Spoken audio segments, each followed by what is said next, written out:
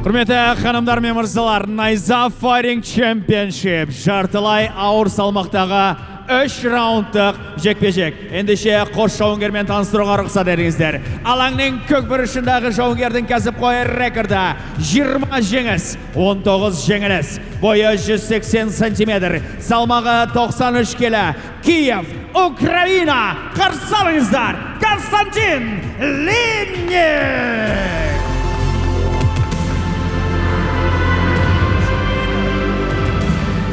Оның қарсыласы алаңның қызыл бұрышындағы жауынгер, кәсіпқой рекордында 6 жеңіс, 1 жеңіліс. Оның бойы 180 сантиметр, салмағы 93 келі.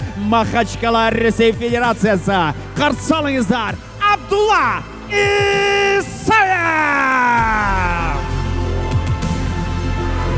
Рефери Манап Кабдиев.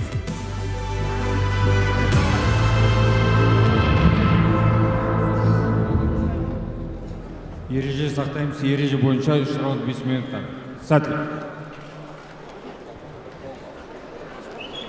Константин Линник, Украина.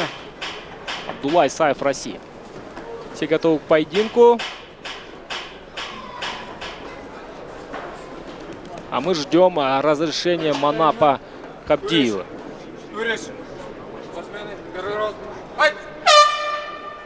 И первый раунд. Линник, конечно, известен больше как средний вес, скажем так.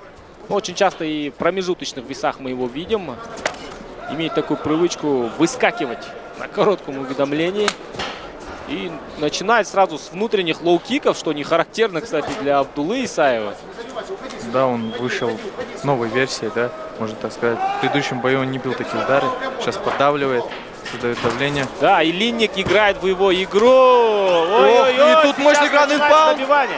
Ох, сейчас, скорее всего, остановит. Очень быстро. Так, Линнику на самом деле есть претензии. Уже несколько раз вижу примерно схожие поражения в его исполнении. Есть ощущение, что он, в принципе, не горит желанием драться. Да, сопротивления в его действиях вообще никакого не было. Очень легко сейчас вот Исаев перевел то, что в принципе от него ожидалось. Скорее всего, даже такой полуперевод был.